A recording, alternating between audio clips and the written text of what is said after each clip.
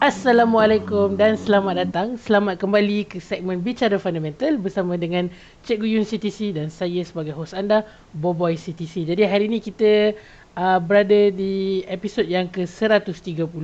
Jadi segmen Bicara Fundamental ini merupakan satu segmen di mana kita membincangkan pergerakan pasaran mata wang dari sudut fundamental yang dikelolakan sendiri oleh Cikgu Yun CTC. Jadi kepada tuan-tuan dan puan-puan, selamat datang ke CTC FM di mana kita menyediakan konten-konten kandungan-kandungan eksklusif news fundamental, news education dan analisis forex secara percuma. Jadi jangan lupa klik page klik like di page CTC FM dan kalau boleh tekan sekali follow notification supaya anda dapat update-update terkini mengenai konten-konten percuma berkenaan forex ini. Jadi kepada tuan-tuan dan puan-puan yang juga ingin menonton episod-episod lepas segmen Bicara Fundamental, bolehlah pergi ke YouTube channel CTC FM. Anda hanya perlu pergi ke youtube.com dan search CTC Darah FM di mana kita telah pun menyediakan satu playlist khas yang mengandungi semua episod Bicara Fundamental. Dah halalang sampai kat channel kami tu, jangan lupa untuk subscribe ya.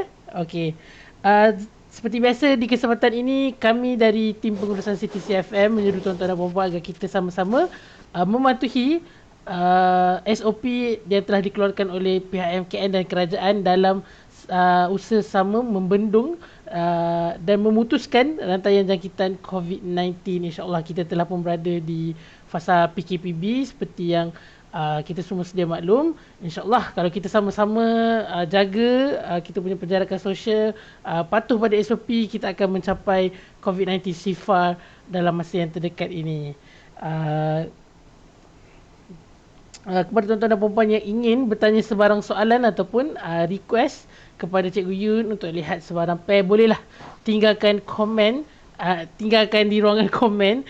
Tapi sebelum itu jangan lupa untuk like terlebih dahulu page CTC FM, like video ini dan juga kongsikan segmen ini agar kita dapat berkongsi manfaat dengan lebih ramai lagi orang-orang di luar sana akan perkongsian ilmu bersama Cikgu Yun pada malam ini. Kalau tuan-tuan dan puan-puan lihat juga di sebelah sini ada satu kotak warna hitam tu, kita sediakan link-link dan pautan ke platform-platform social media kami seperti Instagram, Twitter, channel Telegram kami. Jadi jangan lupa untuk follow kami di setiap platform berkenaan.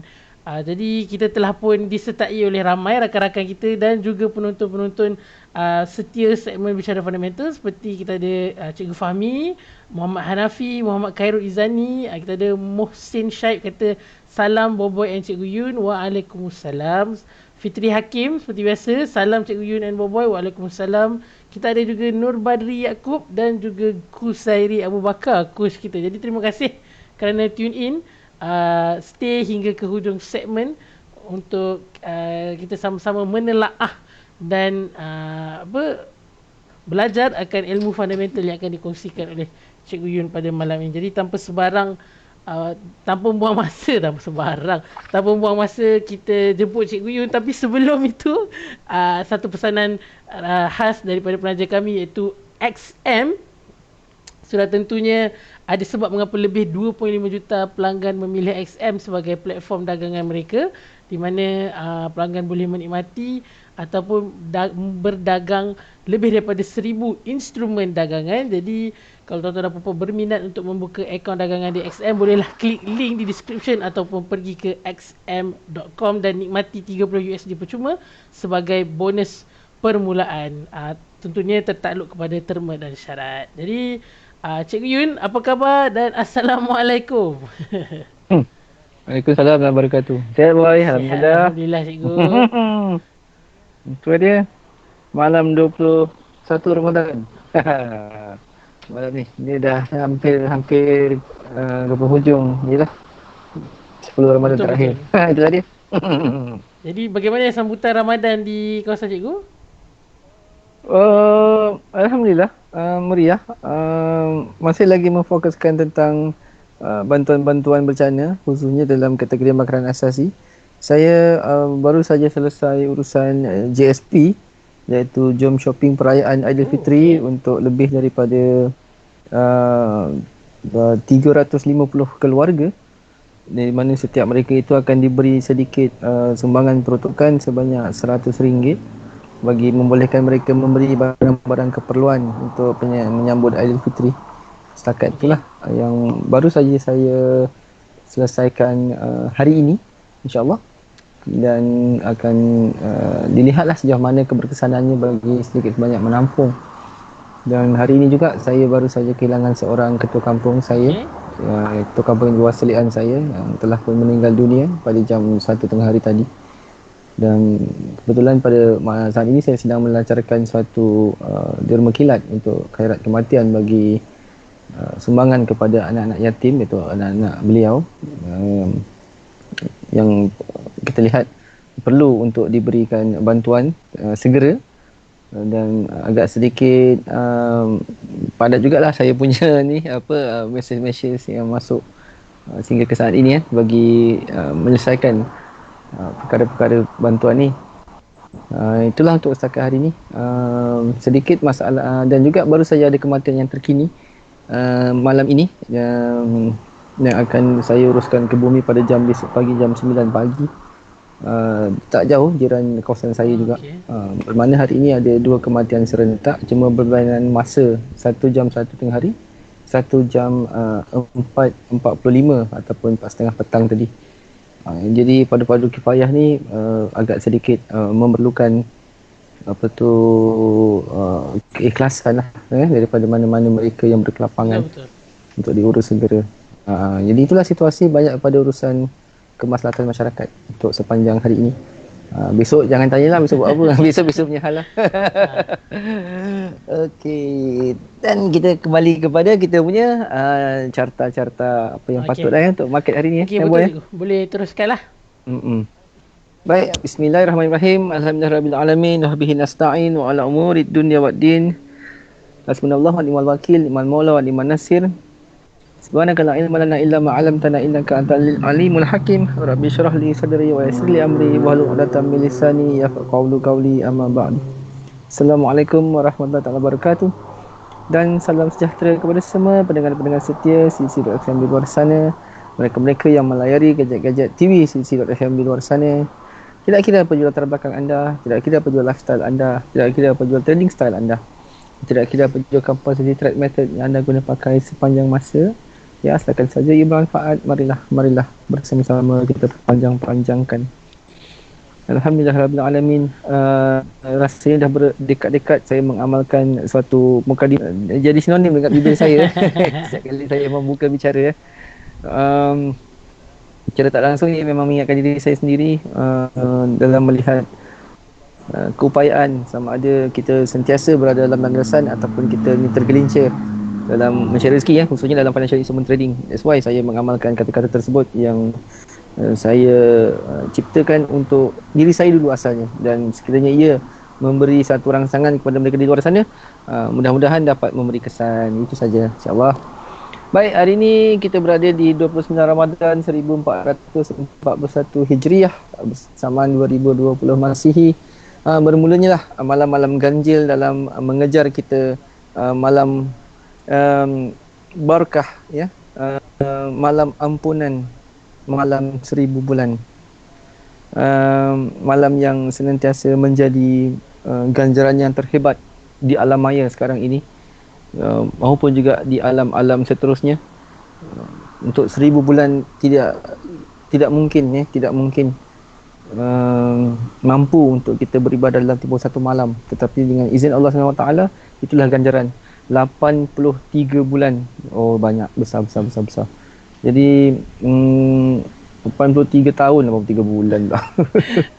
Jadi ambillah peluang bermula pada malam ini, tuan-tuan. Kita trade, ada peluang kita berhenti sekejap, kita qiyamul lail, kita tahajud, kita hajat, kita taubat, kita mulakan dengan witir dulu. Maafkan saya, witir pula. Kita mulakan dengan semampunya tarawih dan kita akhiri dengan witir. Mudah-mudahan ada lorong dan peluang untuk semakin baik. Andai kata hajat-hajat kita dalam FIT ini dibuka oleh Allah SWT untuk dipermudahkan. Okey, lazim kita akan melihat kepada kalender apa?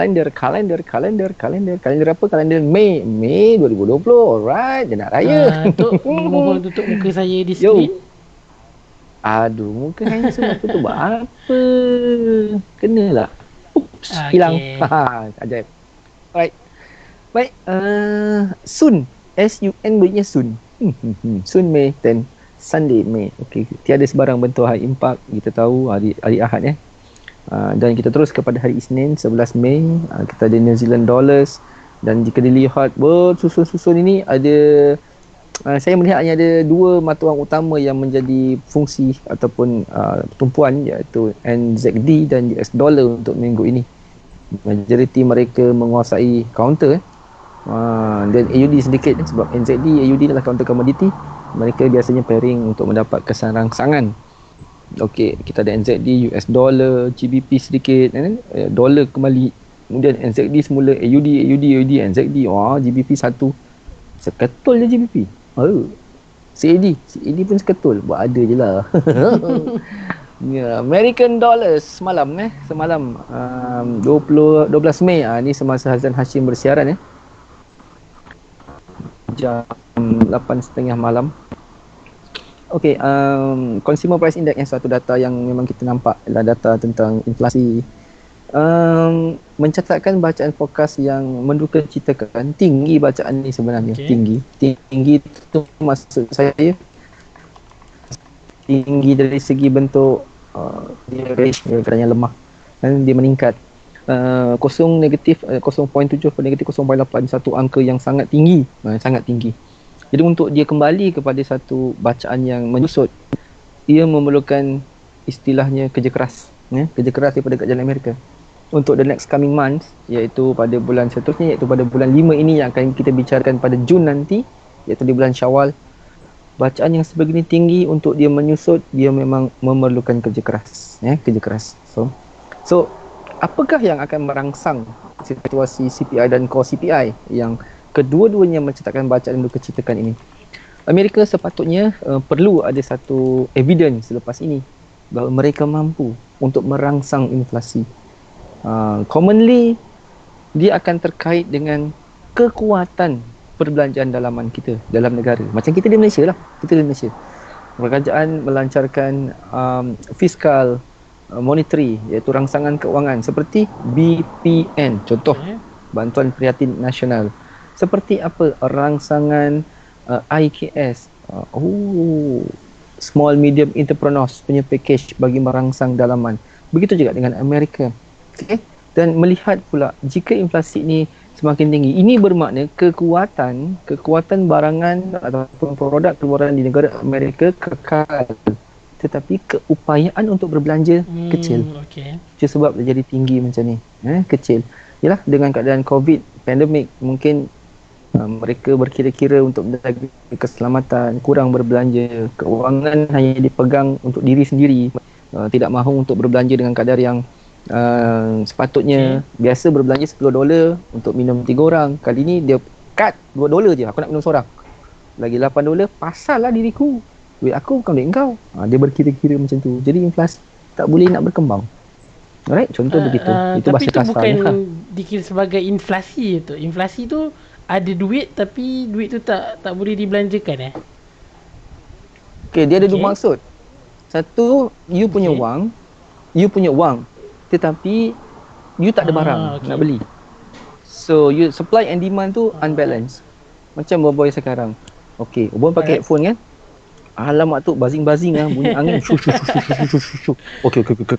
Nak kena tukar yang active noise cancelling. Tu dia.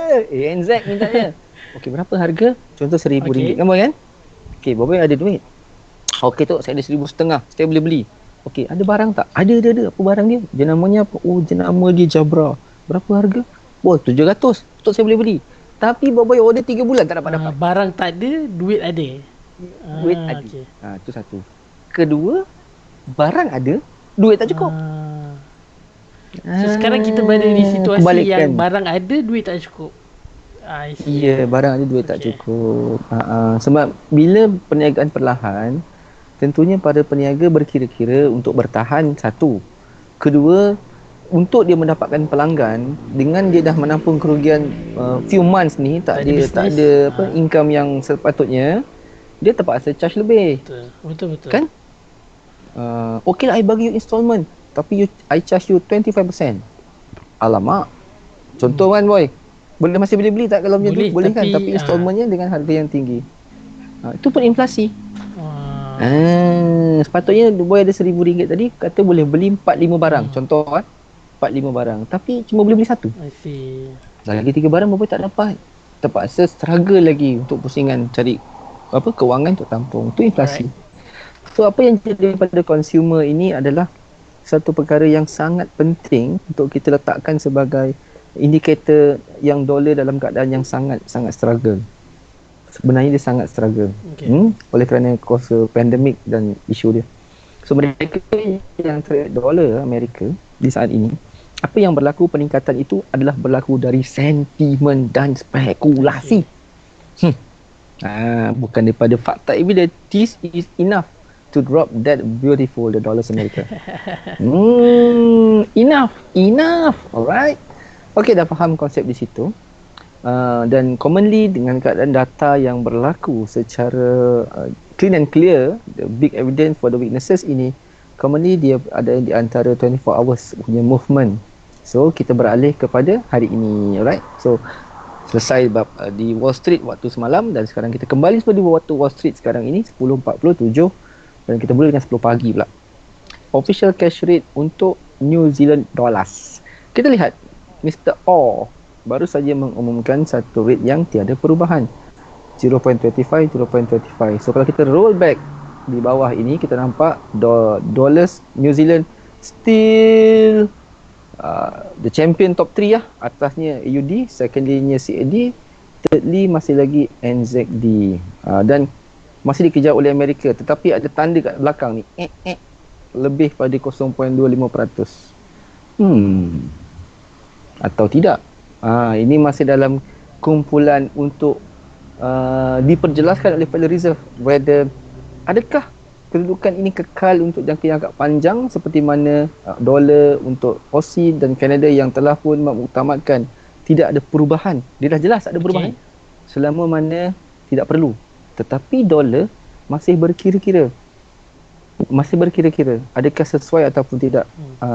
Sebab mereka banyak sangat fiskal, banyak sangat rangsangan ekonomi. Jadi mereka perlu satu rate yang bertahan.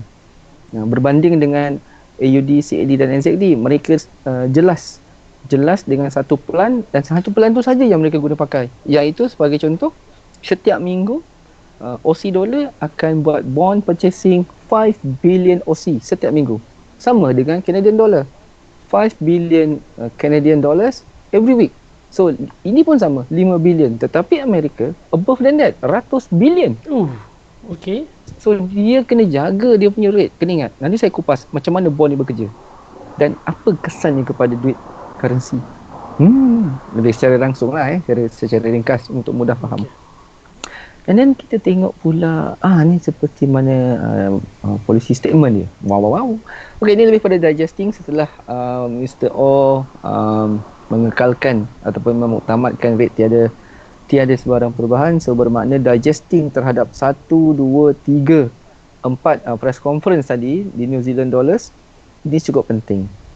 Sebab ini dia akan related dengan 0.25. Mengapa mereka kekal?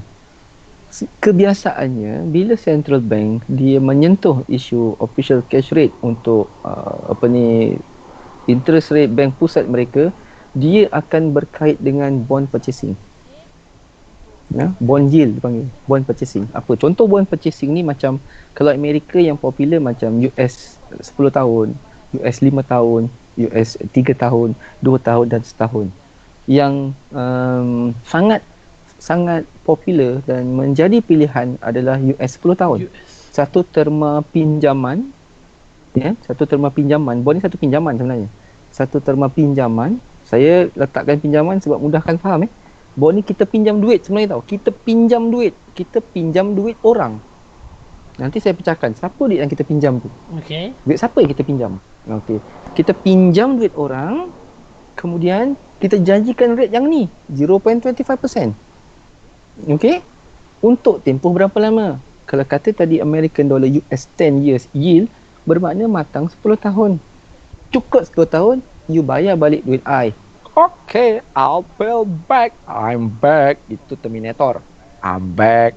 10 tahun sekali dengan dia punya coupon payment ataupun coupon vouchers. Apa itu coupon vouchers? Coupon vouchers adalah satu metod pembayaran penuh jumlah prinsipal yang dipinjam atau yang dibeli atas nilai bond beserta dengan kadar interest dia. So, bila dia pinjam duit orang atau dia beli duit orang ni, macam saya pinjam duit boy, bermakna boy cukup tempoh, alamak tu, saya dapat duit saya semula beserta dengan untung. Tetap. Tak ada kurang 10 sen pun. Kalau kata boy pinjamkan $10 billion. Terima kasih boy kerana bagi saya pinjam $10 billion. Saya sangat berterima kasih. Sangat terbuka saya terima. Cukup tempoh saya kembalikan $10 billion plus with the interest. It mean on payment voucher dipanggil sebagai coupon vouchers. Jelas. So boy akan dapat lebih daripada itu. So boy untung, sangat untung. Walaupun kerajaan tersebut ataupun bank pusat tersebut, contoh kat sini NZD, RBNZ bankrupt. Saya tak nak, boy tak perlu tahu saya bankrupt ke, saya kaya ke, saya mampu ke, is not your problem. Sampai the maturity, the payment due, you kena bayar settlement all. Melainkan kalau boy offer balik, okey lah Tok, saya pun rasa-rasanya macam cukup ni duit saya ada banyak beratus-ratus bilion pun, tak heran.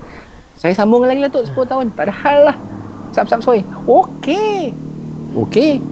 Saya hanya cuma perlu bayar kupon voucher saja. Prinsipal saya ambil balik. Saya sambung lagi 10 tahun. Silap-silap saya kata boy, up sikit boy, 30 bilion. Boleh lah Tok, saya bagi 100 bilion pun boleh. Okey, saya beli lagi. Dan interestnya tetap sama. Itu maksud dia. So, apa kesan pada currency bila dia meletakkan sebegini? Dia ada dua perkara yang kena faham tuan-tuan. Kejap, saya ada soalan. Soalan? Tiba-tiba soalan masuk daripada Tok ke? No, ini daripada pendengar.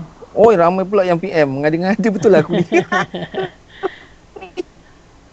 Jadi terima kasih kepada tuan-tuan dan puan-puan yang tune in ke segmen kita pada malam ni. Kalau ada apa-apa soalan, tak faham ke ataupun nak cikgu jelaskan lagi, tinggalkan di ruangan komen. Ada juga yang PM cikgu ni. Ada. Ni antaranya saya jawab sekali lah. Saya jawab sekali. Kebetulan saya cerita pasal bond ni kan. Muhammad Khalidazali. Nama dia Muhammad Khalidazali. Soalan dia cukup hebat. Dia bertanya dengan saya terus jalan sekali boleh tak ada masalah kan? Okey. Nak tanya cikgu, apa efek kepada sebuah currency negara jika dia membuat pembelian bond? Kedua, ada menguat apabila tersebut menguatkan pembelian bond. Okey. Kemudian apa masalah bond? Boy, kau sekali tanya package. Apa maksud boy?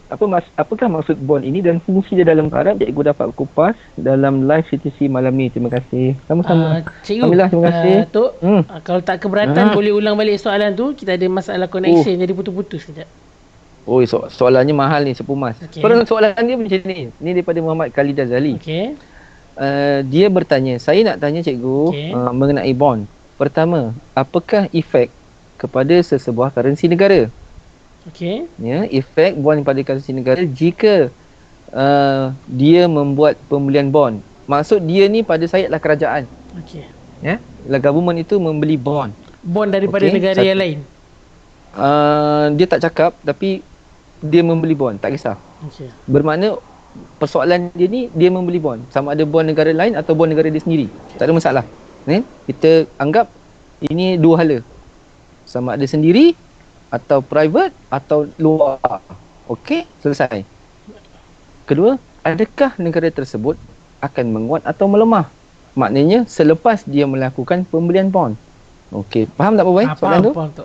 Okey, soalan yang ketiga, apakah maksud sebenarnya bond dan apakah fungsi dalam currency? Dah jadi 4 soalan.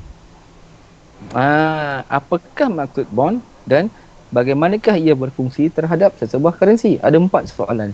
Baik, terima kasih Khalida Zali. Soalannya hebat, saya cakap terus terang. Maknanya dia mengambil perhatian. Terima kasih.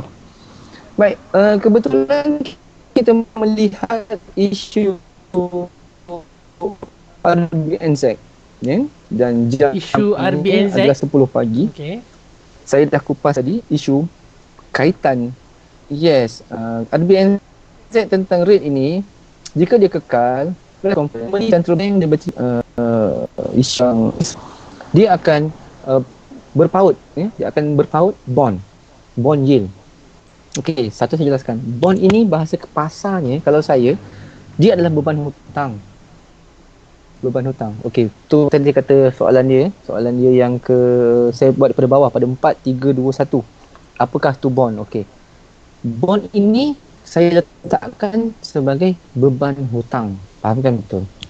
Maksud beban hutang adalah sama ada sumber itu datang daripada private sector, datang daripada syarikat, datang daripada sektor GLC kerajaan atau kerajaan itu sendiri, okey, atau kerajaan luar. Contoh, RBNZ pinjam dengan Aussie, RBNZ pinjam beli bond dengan Jepun. Okey, selesai. Itu dari luar. Itu sumber bond masuk dia kat situ. Dia adalah satu amount yang di mana kerajaan sesuatu negara tu, kita anggap kat sini NZD, dia membuat pinjaman kepada sektor yang saya sebut tadi melalui satu transaksi yang dipanggil bond buying scheme. Ataupun scheme tu common, bond buying scheme tu common, iaitu skim pembelian bond.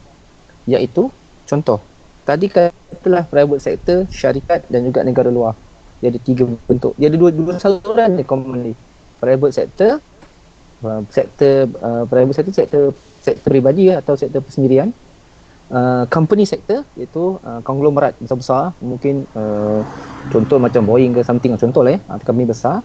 Kemudian yang ketiga, negara international, sama ada Jepun ke, contohlah Jepun ke Amerika ke Euro ke. Okey, ni sekarang NZD dia offer, dia ada duit pula, dia ada jaminan yang dia boleh bayar hutang. Jadi dia offer, saya nak beli bond kamu boleh tawarkan saya bond tak yang bertempoh 10 tahun.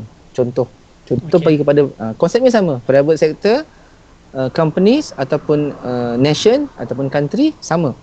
Baik, macam mana caranya? Okey, saya nak menawarkan pembelian bond terhadap diri kamu kena issue dekat saya satu nilai, dengan tawaran sebegini.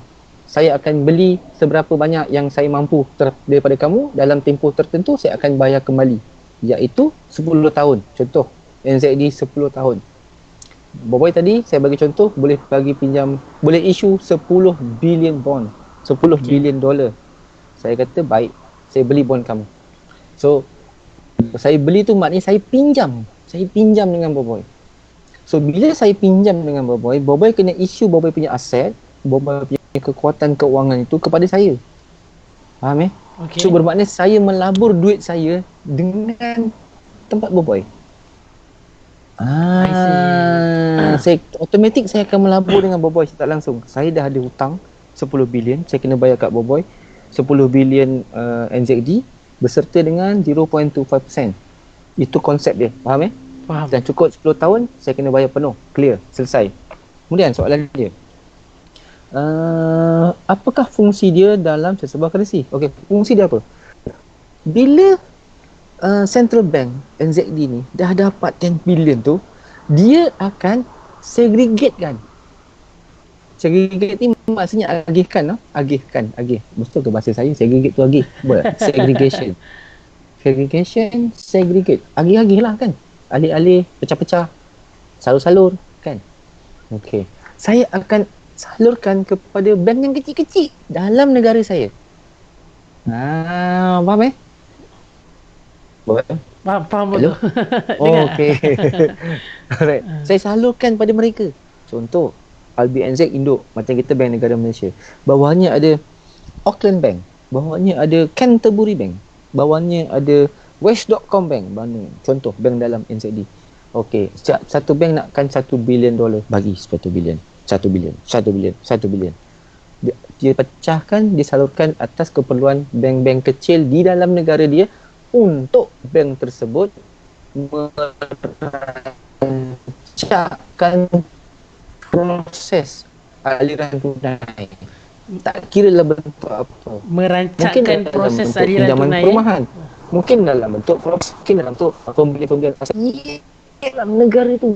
So, bila dia merancangkan pinjaman-pinjaman, seperti mana loan, apa saja bentuk pinjaman, currency negara tersebut akan aktif tak? Aktif ya. Memang aktif. So, bila dia aktif, ada value tak currency NZD untuk terbang? Value ya. Memang. Sebab investor nampak, wow, New Zealand offer project. Wow. Tapi syaratnya kena pinjam duit dengan dia. Okay, no problem. Dia charge lagi dengan 0.25%. Sana makan, sini makan, situ makan. Selesai bab situ. Setakat ni faham? Setakat ni faham. Soalan kedua. Soalan yang ketiga. Apakah efek kepada sebuah currency negara jika dia membuat pembelian bond? Okey, dia dah termasuk jawapan saya yang kedua tadi. Betul. Efeknya, apabila bond itu dibeli, dia bertujuan untuk menyuntik keuangan. Akibatnya nanti, bond ni dia ada dua kesan dia, faham ya? Satu, dia akan boost up currency. Satu, dia jatuhkan currency. Dia jadi boost up, maksudnya dia akan tinggikan nilai currency untuk lebih naik ataupun mendapat demand. Kerana kita buy NZD, USD, buy NZD. Apabila jatuhnya nilai sesebuah currency negara tu melalui harga semasa, bond akan jatuh. Alright. So, sebab dia kan banyak pecahan bentuk sektor. Kedua, okey, efek yang kedua pula. Okey. Bila nilai bond semakin tinggi, nilai currency negara tu akan semakin rendah. Tu dia terbalik. Sebab kena ingat, bond jadi tinggi, bond jadi rendah, cara dia bayar adalah terhadap 0.25%. Kena ingat, ini flat tau, mati. So, jika NZD dah offer sesuatu projek dan projek itu mega projek dalam negara dia perlahan, macam kena pandemik kan, dia perlahan kena lockdown, itu kesan mata wang dia akan jatuh. Sebab dia tidak ada pengembangan dalam sudut merancangkan ekonomi dalam negara. Akibatnya bond dia akan mengalami kenaikan dan mata wang dia akan mengalami kejatuhan. Ini dipanggil bond yield. Dia ada price, dia ada bond yield. Bond price, bond yield. Itu ada section 2 section yang kena faham. So impact dia kepada traders adalah setiap kali nilai bond naik, mata wang dia akan jatuh. Sebab bond yang semakin tinggi, nilai yang kita beli 10 bilion tadi, dah lah bertambah dengan interest. 25% kau kena bayar dia balik. Lepas tu nilainya semakin tinggi. Dah, nak bayar dengan apa lagi? Kan jadi top up. Betul. Jadi, nilai currency negara akan semakin rendah. Maknanya alamak, duit aku jadi kecil. Hutang aku semakin besar. Orang cukup takut. So, apa yang baik adalah bila dia nak tinggikan nilai bond itu, ini kumpulan bond yang jadi begini, commonly bond yang kita beli untuk negara luar. Tadi ada 3 section kan, private, company dan international. Macam kata NZD beli bond negara Jepun. Kat situ rugi besar. So berhati-hati jika melihat sesuatu pembelian bond tentang prospektus. Itu maksudnya lebih kurang begitu. Seterusnya soalan dia yang pertama, kalau saya hilang pula dia punya ni. Soalannya, okey. Yang soalan yang pertama, tadi yang kedua, yang pertama mengenai apakah efek pada currency jika efek ni maksudnya kesan jika kerajaan itu membeli bond. Macam saya katakan, dia akan terpalit seluruhan rumusan berbalik kepada yang pertama adalah dia boleh meningkatkan currency dan dia boleh menjatuhkan currency. Itu memang kesan dia lah. Dan apabila sesuatu bank itu membeli bond semakin banyak, contoh mula dia nak beli 10 bilion, bila dia nampak dalam negara dia goyang atau perlukan suntikan banyak, dia akan double up, triple up ataupun lebih dari itu untuk membeli supaya banyak duit dia dapat bawa masuk ke dalam negara. So bermakna beban hutang negara itu tinggi. So bila beban hutang dia tinggi, dia akan dapat keuntungan dalam negara. Sebab duit tunai banyak dalam negara berlega. Dia dapat salurkan ke setiap bank yang kecil-kecil untuk dijadikan bentuk pinjaman atau bentuk suntikan fiskal keuangan. Okey, tetapi kesan buruknya nanti dia akan datang jika percaturannya itu gagal mendapat sasaran, unemployment rate masih lagi tak berjaya dibendung. Kita dah pinjam duit, tak yang betul. Masa itulah bond akan mengalami kenaikan dan nilai mata wang NZD akan mengalami kejatuhan. Sebab beban hutangnya pinjam banyak, tambah dengan interest rate yang tetap. Lepas tu nak kena bayar balik mengikut harga semasa. Harga semasa. Harga semasa apa? Harga semasa nilai mata wang semasa itu. Sebab transaksi itu akan bergantung pada nilai mata wang masa itu. Sebagai contoh USD JPY ataupun NZD JPY. Bila NZD dibeli, automatically JPY akan dijual. Ini dipanggil sebagai correlation pair. So bila NZD dijual, ini bermakna JPY kena beli. Itu memain harga dekat bond. Bond membantu harga tu untuk bergerak. Nampak macam simple, tapi dia membantu pergerakan tu. Kenapa boleh ada bid? Kenapa boleh ada ask dekat NZD JPY, NZD USD? Kenapa? Tengok carta, ini dah support, ini dah resistance, mesti mau buy, mesti mau sell. Itu betul bang, tak salah. Tapi apa yang menggerakkan dia? Bond purchasing. Salah satu sebab kenapa dia boleh bergerak. Bond purchasing, makin banyak dia beli, semakin kuat dia akan merangsang keuangan untuk bergerak. Okey, tutup buku. Jadi sekurang-kurangnya dapat kefahaman sedikit macam mana saya menjawab soalan ni, dan saya tak sangka soalan ni begitu hebat. Tapi saya berminat, saya gembira kerana kali namanya pun agak susah ni. Kali Azali mungkin dia bercantum. Kali Azali memberikan satu, pada saya dia memberikan satu penumpuan yang baik untuk dikupas kefahaman dia. Cantik soalan ni, cantik. Terima kasih. Jawab soalan ni je setengah jam habis. Tapi cukup detail penjelasannya cikgu. Saya pun faham mengenai bond.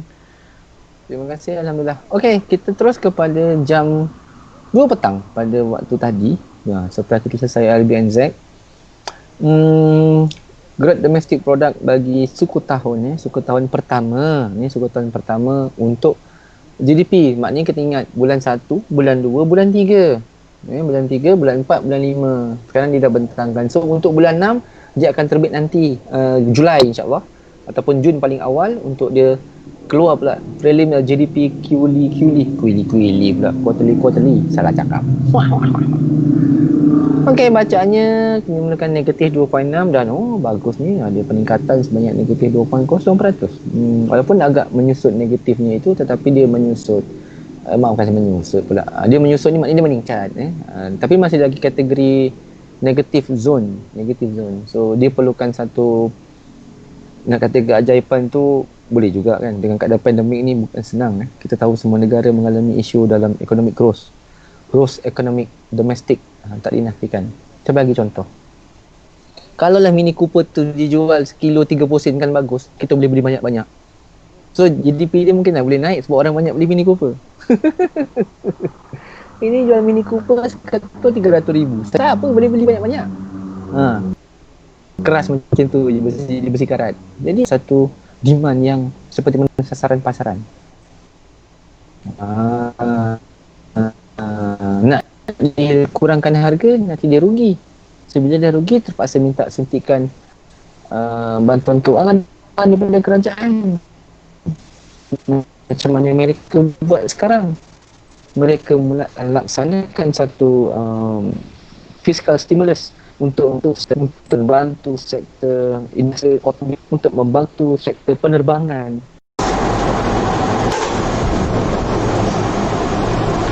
Okey. Minta maaf kepada tuan-tuan dan puan-puan, kita ada masalah teknikal sebentar tadi.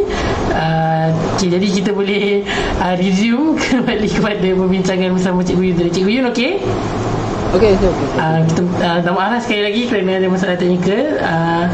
So terima kasih kerana stay tune. Tak apa, kita ambil momen ni untuk tarik nafas kejap. Okey. Alright cikgu, boleh teruskan. Baik. Okey tuan-tuan, saya pun terkejut juga. Tiba-tiba ada betul-betul gelap. Malam kita ni. Okey, so sekejap. Saya betulkan sikit saya punya ni. Okey boy, kita Okey, on ya. alright, boleh cikgu. Okey, tunggu.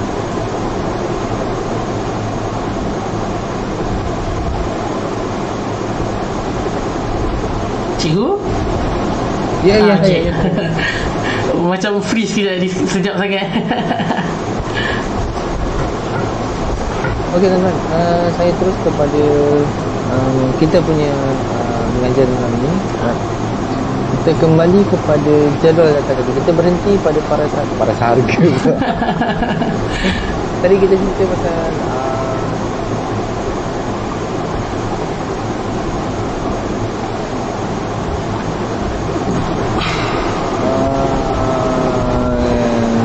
hilang lah boy. Kejap. Dia agak lagging sedikit. Okey. Okey. Alright. Kita dah kembali kepada contoh tadi. Okey teman-teman, melihat kepada jadual yang ada sekarang ini, kita tadi berhenti di tahap GDP untuk pound sterling dan saya terus skip kepada okey, chairman ataupun Jerome Powell dia ada live conference hari ini. Malam ini tadi malam. Dan ini memerlukan digesting apa yang beliau sampaikan dan ini akan memberikan sangan kepada American dollar. Dan commonly kena jaga, ia ada 3 perkara yang akan terangsang dekat sini. Yang pertama, fakta dan hakikat ataupun data terkini yang beliau tidak boleh maksudnya yang tidak boleh kata tidak betul dia kena jelaskan dengan kebijakan ekonomi sekarang. Yang ini akan merangsang pergerakan secara volatile. Jika apa yang dijelaskan itu memang negatif territory dia ataupun negatif impact dia, memang dolar akan terkesan untuk lebih downtrend ataupun lebih descending. Yang kedua, isu tentang dipanggil sebagai spekulasi dan juga sentimen. Okey, spekulasi sentimen ini yang paling kuat akan menguasai sebarang bentuk Q&A semasa sedang dijalankan. Okey, contoh apa? Jika dia sentuh isu yang besar seperti sebagai contoh, okey, rate terhadap Federal Reserve 0.25%. Adakah simbol depan ni, contoh simbol depan ni memungkinkan ia dipotong lagi atau dinaikkan? Dia kena ulas yang ini. Okey, jika dia jelaskan tidak ke arah untuk dipotong, maka dolar akan support. Walaupun data dia tidak baik, contoh seperti sekarang ni, CPI-nya yang hari Isnin yang lalu, dia akan support. Dia akan support tu maknanya apa? Dia akan dibida perlahan-perlahan. Dibuy. Sebab dalam bentuk spekulasi, dia katakan tidak dalam keadaan untuk dipotong dan tidak dalam keadaan untuk ditingkatkan dan dia agak bercampur dan kita rasa kita ada potensi untuk buy. Itu spekulasi. Kumpulan spekulasi. Sentimen. Dan ini akan mendorong kenaikan dolar Amerika secara stage by stage ataupun ascending, secara ascending. Dan kumpulan yang ketiga adalah kumpulan tentang package rangsangan yang dia jelaskan. Okey, setiap package rancangan yang sebelum ni Amerika launching, adakah telah diimplement ataupun belum? Adakah dah mencapai sasaran ataupun belum? Adakah ada lagi yang baru untuk dia menghadapi pandemik atau bagaimana? Dia kena jelaskan yang itu.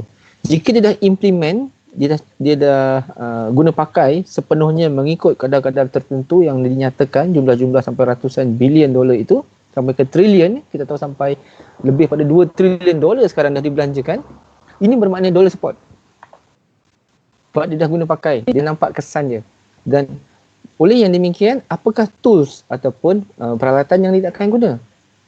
Iaitu sentiasa untuk membantu rangsangan, makanya dolar akan support. Susah nak jatuh. Bukan nak dia tak jatuh, dia susah nak jatuh tu maksudnya kita tak boleh expect, terus jatuh drop dead beautiful. Tak. Dia dalam keadaan yang spekulasi lebih utama. Sebab as an investor, kita perlu satu hala tuju. Ke mana kau nak pergi? Kita kena tengok ni lah, kena tengok waste. Waste tu pergi mana? I nak tengok Google Map. Itu yang kita nak tahu. Kalau lalu Waze, aku lalu Google Map. Kalau lalu Waze boleh sampai. Boleh. Tapi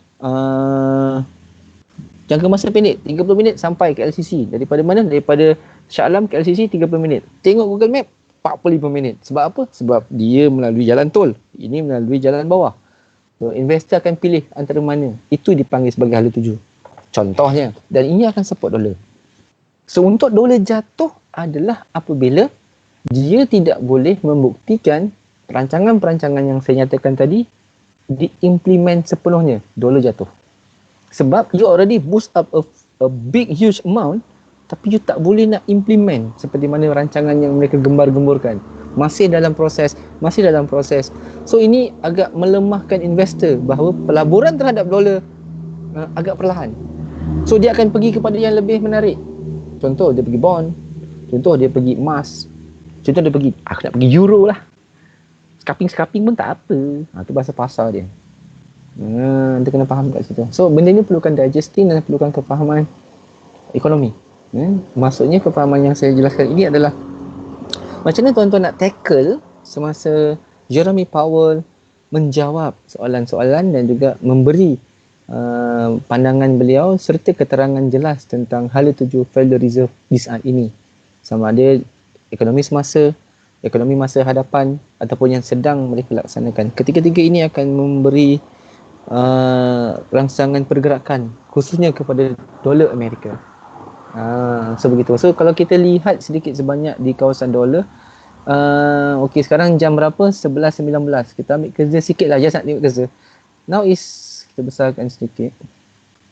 Ini ada dollar index, ini adalah USD. So saya ambil dollar index lah. Dollar index senang. Ini tentang kekuatan dolar ya. Besarkan sikit. Jam 11 sekarang ini, yang ini. Jam 11, jam 10, jam 9, jam 9. Powell berucap jam berapa? Jam 9. So bila jam 9 bermakna ni boost up dolar ni. Ini bermakna sentimen terhadap Amerika is positif. Positif. That's why dia pergi. Yo. Kelihatan lah. Saya ada satu soalan nubis yang nak tanya. Dia Kan USD kan untuk betul tak? Yo. Kalau pada pair-pair lain macam tak adalah bandingkan index ni sebenarnya di apa ya? Okey, dollar index ni hanya semata-mata tentang indeks. Indeks ni memang dia ada satu, dipanggil sebagai the strength of currency lah. Memang satu the strength of currency. So indeks ni akan memberi rangsangan kepada bond, yield. Contoh bond yield macam bond 5 tahun, 10 tahun, dia akan menggerakkan indeks. So bila indeks ni semakin tinggi, ini bermakna bond sedang mengalami kejatuhan. Nampak correlate je.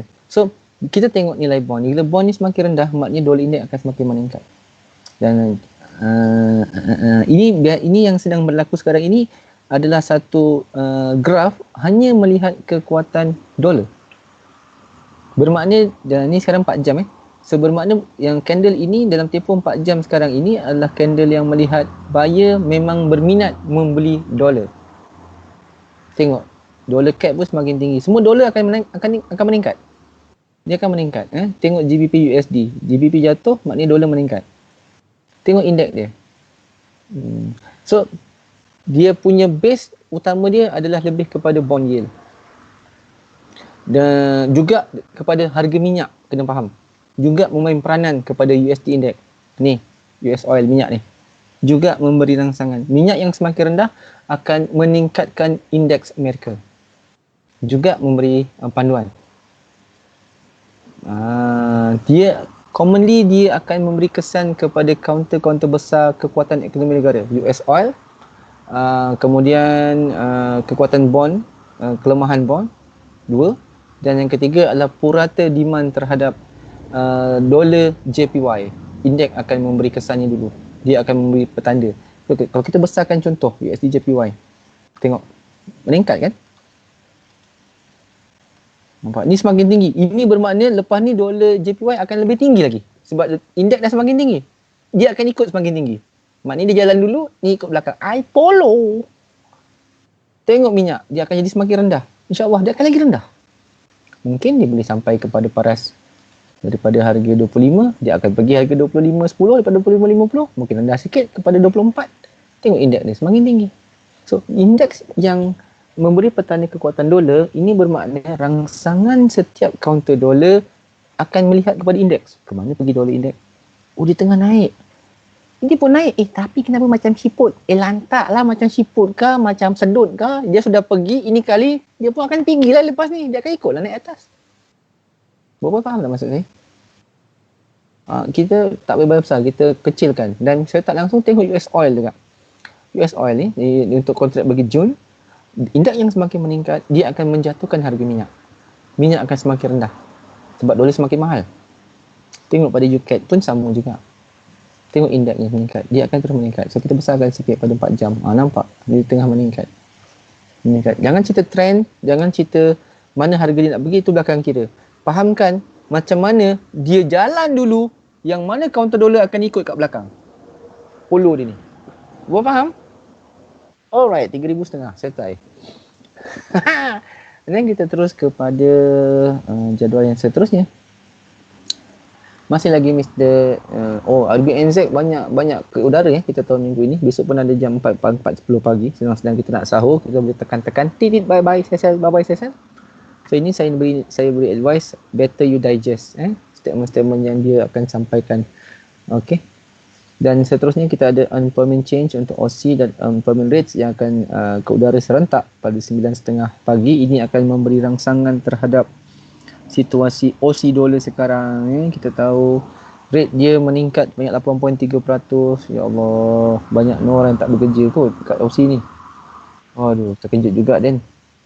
Begitu juga dengan kerja baru menyusut hampir 500,000. Jadi bagaimanalah, kita tengoklah besok result jika dia semakin menyusut, masa AUD USD akan terjun junam. Terjun junam. So GBP AUD akan fly to the sky. Alright, so apa lagi? Euro AUD akan kalau dia menjunam akan skyrocket. So banyak counter yang boleh jadi pilihan jika melihat result yang akan terbit nanti, insya-Allah. Dan seterusnya kita kepada kumpulan annual budget, masih lagi NZD. Maknanya minggu ni minggu New Zealand dollars juga kita perlukan satu digest.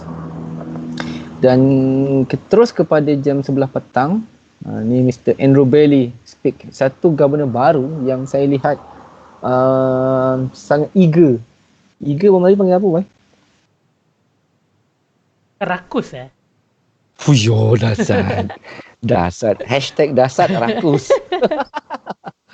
Okay, Andrew Bailey satu governor yang baru. Dia ni orang, tak salah saya memang orang UK, orang British. Berbanding dengan Mark Carney, the Canadian. So satu watak yang berbeza. British kita tahu hidung besar, hidung tinggi dan amat ego. Dia sangat ambitious bahawa Bank of England, saya ingat lagi kata-kata beliau, Bank of England tidak ketandusan cara untuk memperbaiki ekonomi. Ini support GBP untuk mendapat demand. Ini baru spekulasi Andrew Bailey. Mungkin dia nak tunjuk kepada dunia yang dia mampu untuk menggalas tugas Mark Carney lebih baik. Mungkinlah, sebab dia nak tunjukkan kredibiliti dia. Dia adalah orang kepercayaan Boris Johnson, Andrew Bailey ni. So dia datang pun daripada section politik. Dan kita tahu Governor Bank Pusat mesti menyokong Perdana Menteri. Termasuk Jeremy Powell wajib menyokong Donald Trump. Kalau tidak, you're fired, kata dia. Alah, tak jadi apa. Right, so kita dengarlah digesting dia apa. Tapi yang pasti dia adalah orang yang eager dan orang yang telah membuktikan kata-katanya 2 minggu yang lalu bahawa dia mampu memperbaiki ekonomi England dengan pelbagai cara lagi daripada sekarang. So saya sangat terkejut. Maknanya UK banyak duit disimpan kat mana lah? Bantal manalah kita. Macam itulah maksud dia. Alright tuan-tuan, itu spekulasi akan bermain pada jam 6.30 petang. So just watch out lah, careful atau bagaimana, silakan. Dan antara orang yang akan ditamatkan perkhidmatan selepas ni adalah Stephen Paulos, juga akan ditamatkan perkhidmatannya dan diberitakan akan digantikan dengan awak sebelah dia yang selalu keluar dengan dia kan, assistant governor tu, deputy governors. Siapa nama perempuan tu saya lupa lah. Dijangka dia akan mengambil alih tugas sebagai the new governor of Bank of Canada. Okay, so Paulos juga akan berucap. Saya minat dengan Paulos sebab orangnya orang yang berterus terang dan market sangat terkesan dengan apa saja yang dia sampaikan. Dia ni macam Mario Draghi pada saya. Tetapi lebih gentle, lebih polite dan lebih bit pointer. Itu yang saya faham pasal Stephen Paulos. Dan saya gemar melihat aksi Stephen Paulos ni on time. On time tu maksudnya di saat beliau ke udara sama dalam Q&A ataupun press conference, dan di saat itu memang memberi kesan kepada the Lunis untuk the Canadian dollar volatility ataupun mengalami side effect yang serta merta. Itu Stephen Paulos. Jelas, orangnya sangat jelas. Saya minat cara dia. So akan datang akan ditukarkan dengan governor baru. Dia punya timbalan governor yang perempuan tu, saya tak pasti macam mana reaksi dia sebab kita belum berkenalan.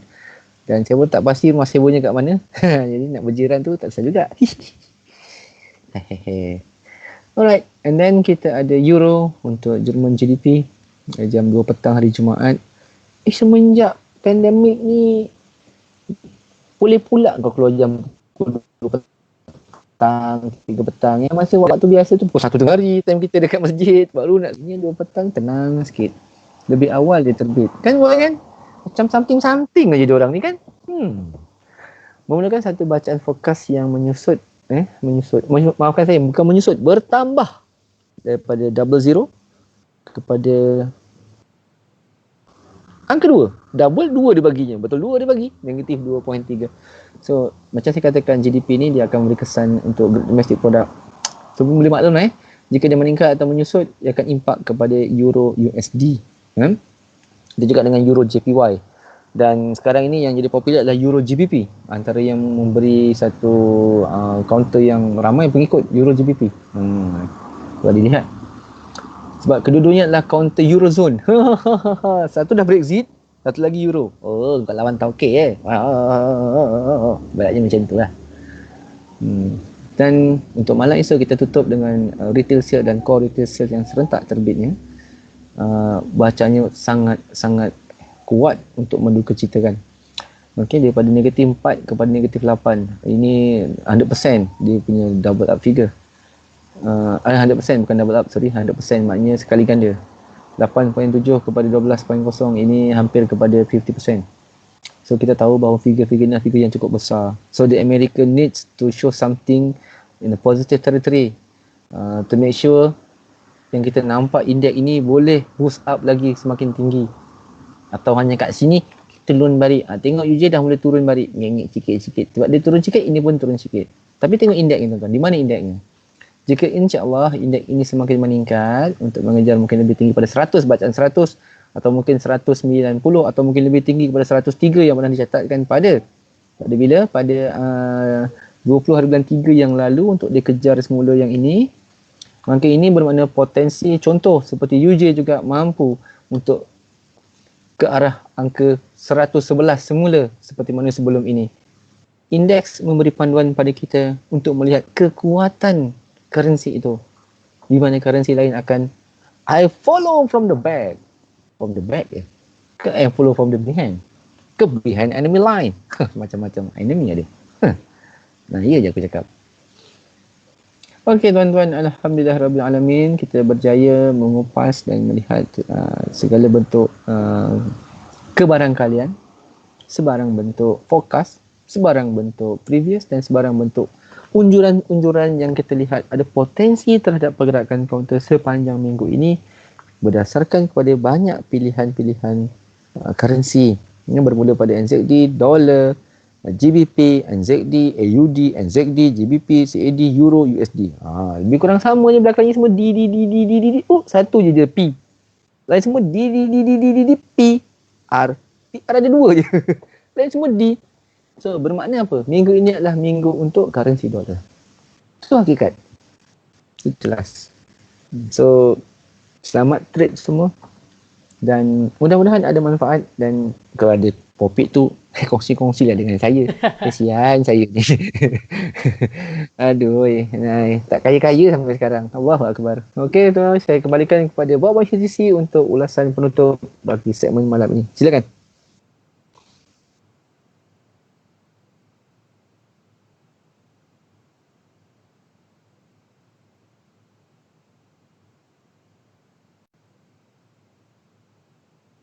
Ada satu pesan daripada Bali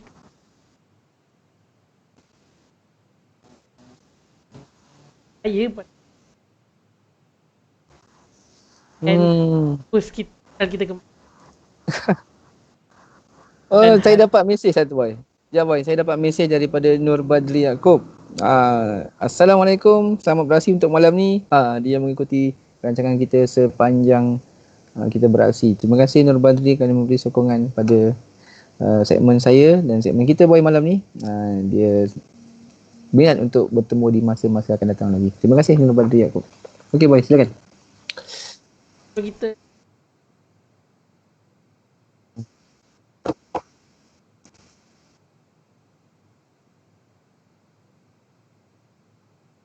M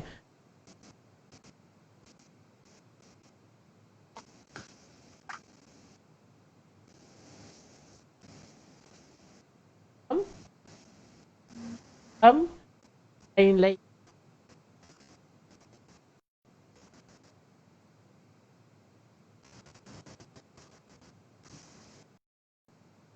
esok kita akan berlentur untuk borak bersama. Oh, jadi suara saya tak dengar ke? Jelas, bersih. Bersih suara elok dia. Cubaan. Saya rasa macam okey.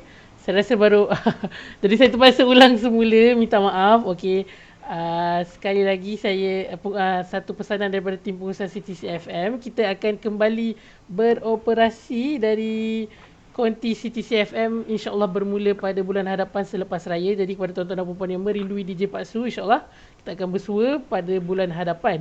Jadi sebelum saya tutup segmen ini, eloklah kalau kita saya nak memberi shout out kepada penaja kita XM, Big Fair dan Human. Jadi XM menawarkan lebih daripada 1000 instrumen dagangan termasuklah forex, komoditi, saham, logam dan tenaga serta yang lain-lain lagi. Pada tuan-tuan dan puan-puan yang ingin membuka akaun bersama XM, bolehlah tekan link di description ataupun pergi ke xm.com. Jadi esok kita akan bersama dengan DJ Blento untuk 1 jam, untuk 2 jam dalam segmen Borak Bersama Blento, di mana kita lepak secara santai dengan lagu-lagu pilihan. Jadi insya-Allah kita akan kembali lagi dalam segmen Bicara Fundamental pada minggu hadapan di waktu yang sama, di ruangan yang sama, hari Khamis 10.30 malam, Facebook CTC FM. Terima kasih. Itu sahaja. Assalamualaikum dan bye-bye. Bye-bye. Okay.